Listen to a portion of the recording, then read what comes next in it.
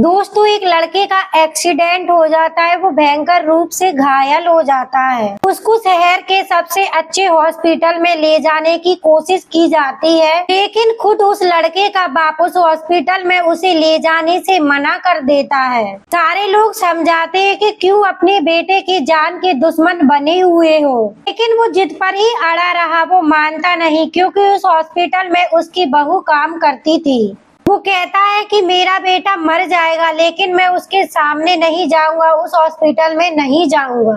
सारे लोग समझाते हैं, लेकिन वो अपनी जिद पर ही अड़ा रहा और उसकी हालत गंभीर होती गई। देखते ही देखते वो अपनी आंखें बंद कर लेता है। लेकिन दोस्तों सवाल ये है कि आखिर क्यों वो व्यक्ति अपनी जिद के आगे अपने बेटे तक की जिंदगी को दांव पर लगा देता है। आखिर उसकी बहू से क्या दुश्मनी थी, आइए जानते हैं पूरी कहानी इस वीडियो में। वीडियो में आगे बढ़ने से पहले वही रिक्वेस्ट कि वीडियो को लाइक कर ले, चैनल पे नया है तो चैनल को भी सब्सक्राइब कर ले, जिससे मेरा हौसला बढ़ता रहे। दोस्तों ये कहानी है मध्य प्रदेश के गुना डिस्ट्रिक्ट की। उस लड़के का नाम सागर होता है। सागर की शादी गुना की एक लड़की जिसका नाम दिव्या होता है उससे बड़े ही धूमधाम से हुई थी। 3-4 महीने तक पति पत्नी बहुत ही प्यार मोहब्बत से घर में ही रहते थे। खुशियों का ही माहौल था, लेकिन 4 महीने बाद पता चलता है कि उसकी शादी जो है धोखे से हुई है, क्योंकि शादी से पहले दिव्या के घर वालों ने सागर के घर वालों को बताया था उनकी लड़की जो है उसने BSc तक की पढ़ाई कर रखी है, और यही सोचकर उन लोगों ने शादी की थी। सागर जो है नेकपाल की सरकारी नौकरी करता था, और यह सोचकर उसके जो पिताजी थे, सागर के पिताजी जिनका नाम प्रेमनाथ होता है, वो सोचते हैं कि बहू आएगी तो उसने BSc कर ही रखी है, कोई कोर्स करवा दूंगा तो उसकी भी नौकरी कहीं जुगाड़ से लगवा दूंगा। लेकिन दोस्तों जब 3-4 महीने के बाद बहू से कहते हैं कि जरा अपने मायके से अपनी डिग्री मंगवा लो,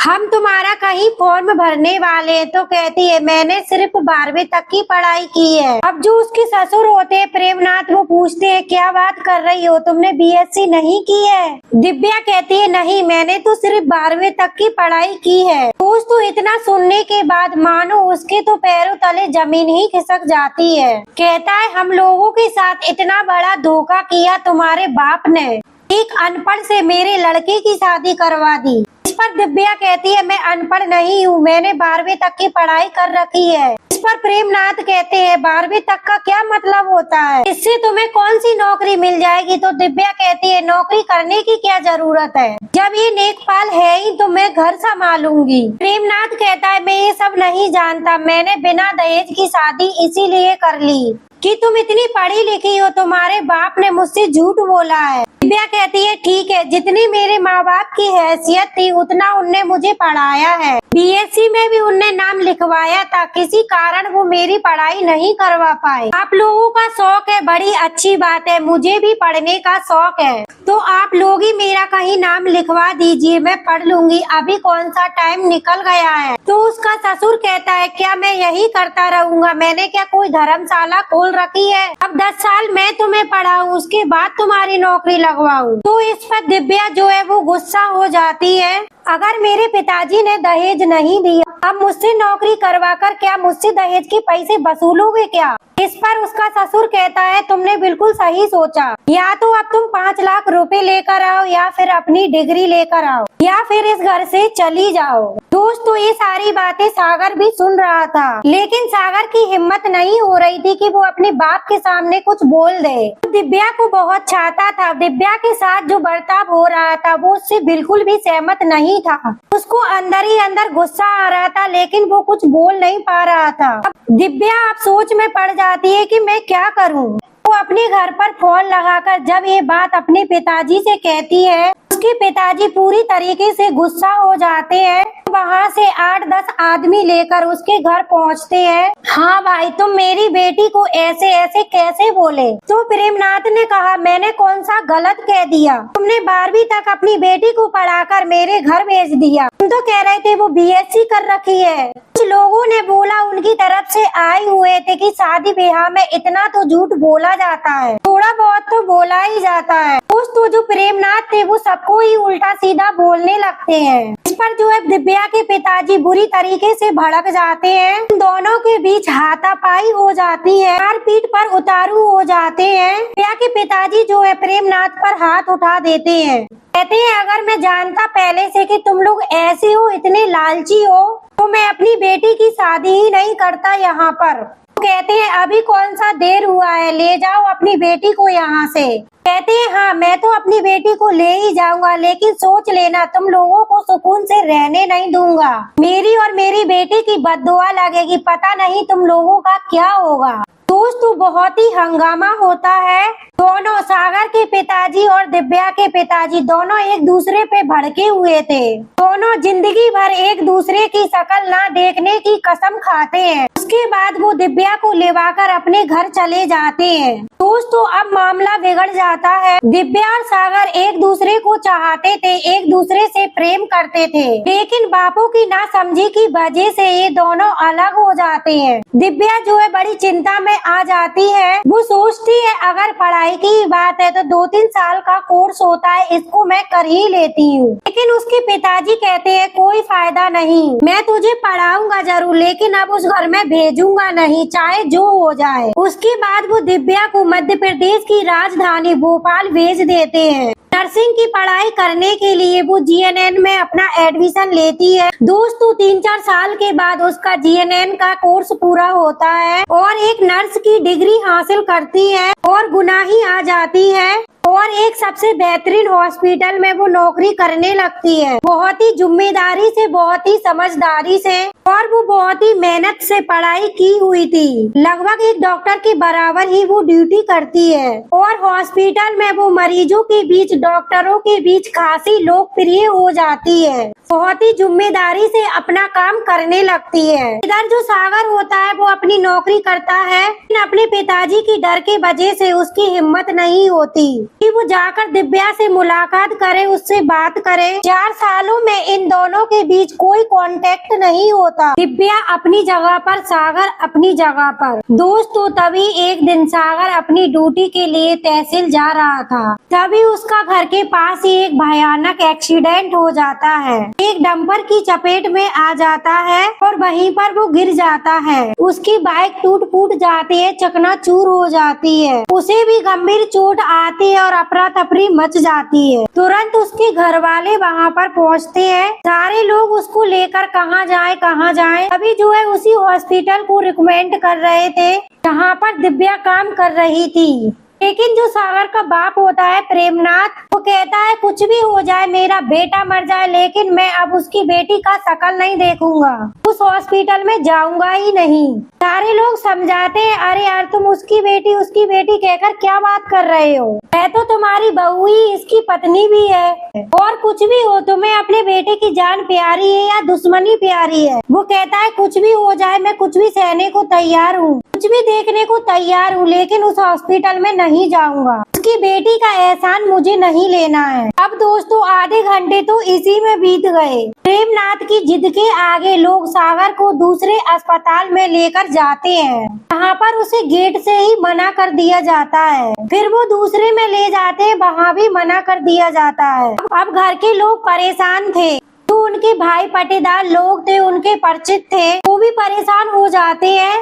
अब वो लोग प्रेमनाथ की बात मानने को तैयार नहीं थे। सागर की हालत खराब होती जा रही थी। वो उसे उसी हॉस्पिटल में लेकर जाते हैं जहाँ पर दिव्या नर्स का काम कर रही थी। कार से उतारते हैं, उसके बाद तुरंत एक स्ट्रेचर पर लादते हैं। स्ट्रेचर पर लेकर उसे अंदर इमरजेंसी में भागते हैं। तभी दिव्या जो है देखती है कि ये तो हमारी ही जान पहचान वाले हैं, इधर कहाँ आ रहे हैं। फिर वो वहाँ जाकर दौड़कर वहाँ देखती है तो उसका देवर स्ट्रेचर पकड़े खड़ा हुआ था, खून से लथपथ था। वो पूछती है कौन है ये? कहता है भाभी है, भैया है, एक्सीडेंट हो गया है। दोस्तों जब चेहरे से रुमाल हटाकर शक्ल देखती है, दिव्या जो है वो रोने बिलखने लगती है, लेकिन ये रोने का वक्त नहीं था। वो तुरंत काम में लग जाती है। 2 मिनट के अंदर ही सारे डॉक्टरों को इकट्ठा कर लेती है और सागर का इलाज शुरू होता है। ज्यादा खून बह जाने की वजह से उसकी हालत काफी खराब हो गई थी। तुरंत उसको ब्लड वगैरह चढ़ाया जाता है। दिव्या जो है आंसू बहाते हुए, आंसू पोंछते हुए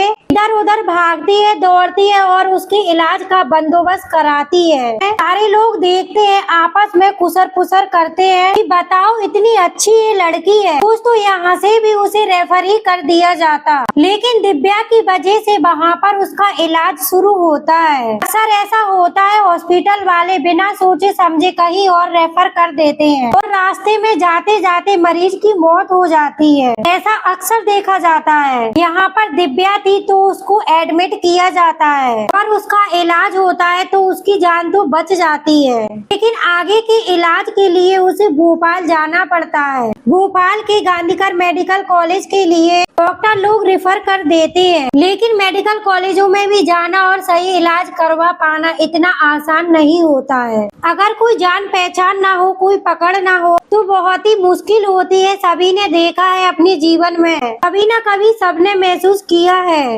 तब सागर को वहाँ पर रेफर कर देते हैं तो दिव्या जो है अपने डॉक्टरों से, उस हॉस्पिटल की जो डॉक्टर होते हैं वो गांधीकर मेडिकल कॉलेज में भी पढ़े हुए थे, तो वहाँ से उनसे कहकर सिफारिश लगवाती है मेडिकल कॉलेज में समय पर और सही इलाज हो, इसके लिए वो वहाँ पर बात करवाती है। दोस्तों उसके बाद खुद एम्बुलेंस में बैठकर और सागर के साथ वो गांधीकर मेडिकल कॉलेज भोपाल के लिए जाती है। परिवार के सदस्य भी जाते हैं। वहाँ पर जाने के बाद उसका इलाज शुरू होता है। मेडिकल कॉलेज में 3-4 दिनों के इलाज के बाद आखिरकार सागर को होश आता है। अपनी आंखें खोलता है तो वो अपने सामने दिव्या को देखता है। उसकी आंखें आंसुओं से भर जाती हैं। अपना हाथ उठाकर उसके हाथ को पकड़ने की कोशिश करता है। दिव्या जो है वो फाँप जाती है, उसका हाथ पकड़ लेती है और कहती है कैसे हो आप, तो वो इशारों में बताता है कि हाँ मैं ठीक हूँ। दोस्तों अभी तक सारे लोग असमंजस की स्थिति में थे, लेकिन जैसे ही सागर को होश आता है ये बात गेट पर बैठे हुए लोगों को बताई जाती है। उसके जो पिताजी होते हैं प्रेमनाथ जी, वो भी दौड़े दौड़े आते हैं अपने बेटे के पास और बेटा उनको देखता है। उसके बाद दिव्या को देखता है। वो कुछ बोलने की स्थिति में नहीं था, लेकिन प्रेमनाथ जी सामने खड़े थे, इसीलिए वो दिव्या का हाथ छोड़ देता है। इसे देखकर प्रेमनाथ जो है फपक कर रोने लगते हैं। वो बैठ जाते हैं वहीं पर और सागर का हाथ अपनी बहू के हाथ में देते हुए हाथ जोड़ लेते हैं। दिव्या से कहते हैं बेटा मुझे माफ करना, मुझसे बड़ी गलती हो गई। अगर तुम नहीं होती जैसा मैंने सोचा था, वैसे भी अगर तुम भी सोचती तो शायद आज ये बचता नहीं। सागर के 1-2 ऑपरेशन हुए और 1 महीने में वो लगभग 50% वो ठीक हो जाता है। उसके बाद सागर को घर पर लाया जाता है, लेकिन घर पहुंचने से कुछ ही दूर पहले तो दिव्या थी वो एम्बुलेंस से उतर जाती है। वो अपने घर के लिए जाने लगती है। अभी प्रेमनाथ जी कहते हैं बेटा कहाँ जा रही हो तुम? तो कहती है मैं जा रही हूँ, अपने घर पर जा रही हूँ। तो कहते हैं अरे ऐसा नहीं करो, मेरे घर पे चलो, तुम अपने घर पे चलो। दिव्या कहती है ये संभव नहीं है, जब तक मेरे पिताजी नहीं कहेंगे मैं उस घर में नहीं जा सकती। दोस्तों अब प्रेमनाथ के सामने आंसू बहाने के अलावा कुछ नहीं बचा था। फिलहाल सागर को घर पहुँचाया जाता है। उसके बाद प्रेमनाथ, उनकी पत्नी और 1-2 लोग आते हैं दिव्या के घर पे।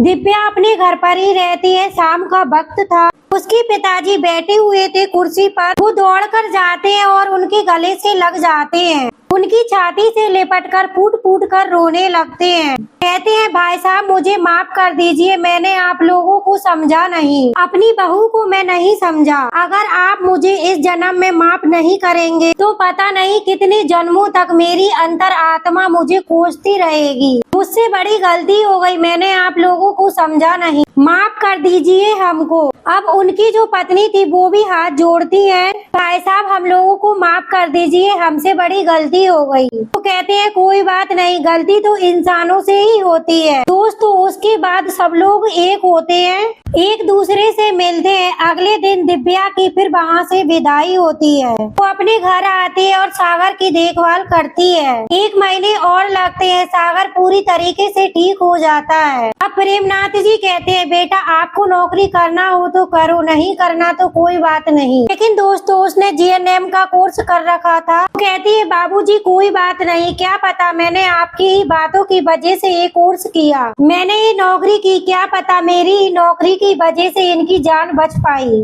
तो जो भी होता है अच्छे के लिए होता है, किसी का कोई दोष नहीं है। मुझे नौकरी करना है वो तो मैं करती ही रहूंगी, क्योंकि मैं नौकरी करते करते जान गई हूँ कि सेवा से बड़ा कोई धर्म नहीं है। तो कुछ तो ये रही कहानी। आप लोगों को कैसी लगी कमेंट करके जरूर बताएं। अच्छी लगी हो तो वीडियो को लाइक नहीं किया है तो वीडियो को लाइक कर दीजिए। चैनल को सब्सक्राइब नहीं किया है तो चैनल को सब्सक्राइब कर दीजिए। फिर मिलेंगे अगली वीडियो में, जब तक के लिए जय हिंद।